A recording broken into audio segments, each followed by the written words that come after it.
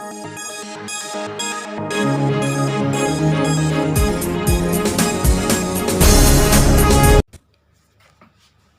दोस्तों, मैं आज आपको बताने जा रहा हूं अब बिना पूंजी के एक बड़ा डेयरी उद्योग अपने क्षेत्र के लिए कैसे खड़ा कर सकते हैं। दोस्तों, आपने देखा होगा कि आपके एरिया में अमूल दूध, मदर डेयरी जैसे बड़े ब्रांड आते हैं। उनका बटर आता है, उनका दही आता है, उनका दूध आता है, उनकी छाछ आती है, उनकी आइसक्रीम आने लगी है।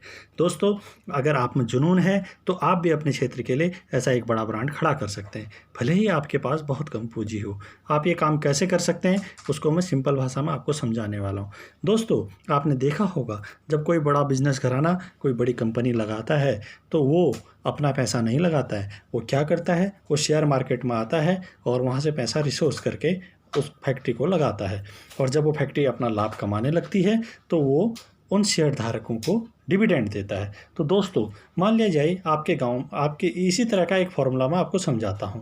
अगर आपके एरिया में 500 से 600 परिवार हैं, या मान लिया जाए 440 गांव को आपने संपर्क किया, प्रत्येक गांव में 30 परिवार हैं और 1200 लोग मिले, तो 1200 लोगों में आपने देखा कि 600 लोग ऐसे हैं जो दूध तो उत्पादन करते हैं, लेकिन अच्छा कलेक्शन, अच्छा विपणन न होने की वजह से उन लोगों का दूध वेस्ट चले जाता है या ख़राब हो जाता है या उसका उचित दाम नहीं मिलता है। तो हमें क्या करना है दोस्तों, हमें इन लोगों से संपर्क करना है। इन लोगों से संपर्क करने के बाद हम क्या करेंगे, इन लोगों से कहेंगे कि आप अपना कुछ पूंजी का अंश हमें दीजिए, अपने हिसाब से दीजिए। हम इनको शेयर कैपिटल देंगे। बाद में मैं समझाऊंगा कि आप इनको कैसे इनका लाभ दे सकते हैं।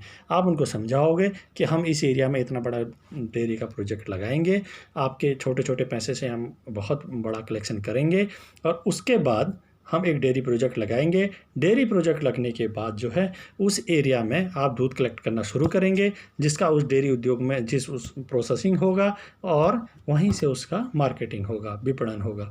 इस तरह से आप एक बहुत बड़ा नेटवर्क खड़ा कर सकते हैं। देखिए दोस्तों, किसान को फ़ायदा होगा दूध बेच के, कलेक्शन एक टैंक लगाओगे वो भी एक फ़ायदा होगा, कई रोज़गार आपकी प्रोसेसिंग यूनिट में काम करेंगे, कई मैनेजमेंट में काम करेंगे और कई लोग विपणन में काम करेंगे।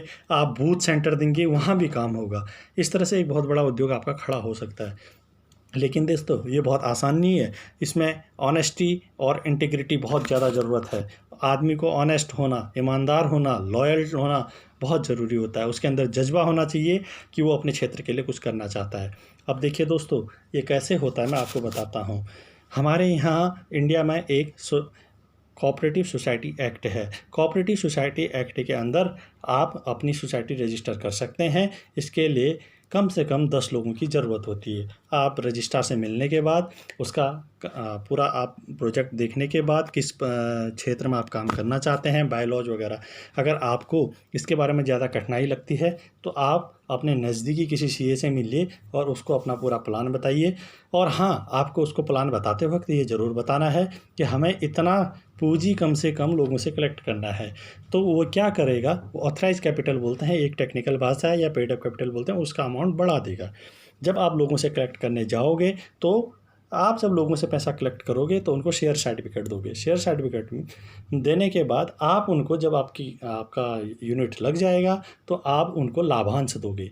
और आप क्या कर रहे हैं, इस तरह से आप एक तो उनको प्रॉफिट में से लाभांश दे रहे हो, जो उन्होंने इन्वेस्ट किया वो भी उनको फ़ायदा दे रहा है, और दूसरा बात, आप उनका दूध ले भी रहे हैं और उससे भी उनका इनकम हो रहा है। इस तरह से आप उनको डबल फ़ायदा देने की स्थिति में आ जाएंगे। दोस्तों, ये बहुत आसान है। कोऑपरेटिव सोसाइटी रजिस्ट्रेशन एक्ट के अंतर्गत आप इस सोसाइटी को रजिस्टर कर सकते हैं।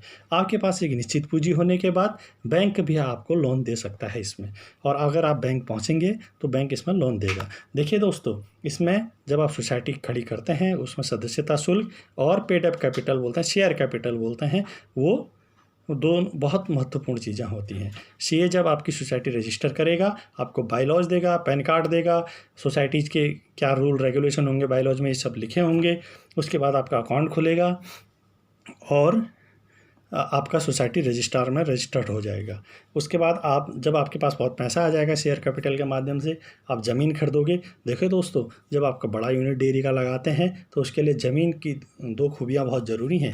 उसका ट्रांसपोर्टेशन अवेलेबिलिटी, पार्किंग की उचित व्यवस्था, बहुत ज़्यादा पार्किंग की व्यवस्था चाहिए, क्योंकि दूध के जब आपका धंधा बढ़ जाएगा तो दूध के टैंकर वगैरह ज़्यादा उसमें आएंगे। और ड्रेनेज सिस्टम, ये क्योंकि दूध के डेयरी उद्योग में वेस्टेज बहुत होता है, तो ड्रेनेज सिस्टम की प्रॉपर व्यवस्था वहाँ पर होनी चाहिए। और तीसरा है वाटर। वाटर ये बहुत ज़्यादा लेता है, अगर आपको वाटर ट्रांसपोर्ट करना पड़ा तो ये बहुत महंगा सौदा साबित हो जाएगा। तो आप जब भी आप ज़मीन लें तो आपको भले ही शहर से दूर लें, क्योंकि कलेक्शन सेंटर कहीं भी चले, जब वहाँ बिजनेस एक्टिविटीज़ होने लगेगी तो ये अपने आप में चलेगा।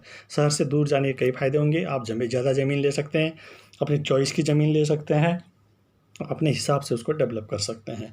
देखिए दोस्तों, इस तरह से जब आपका यूनिट खड़ा हो जाएगा तो आप अपने एरिया के भलाई के लिए बहुत महत्वपूर्ण एक सदस्य साबित होंगे।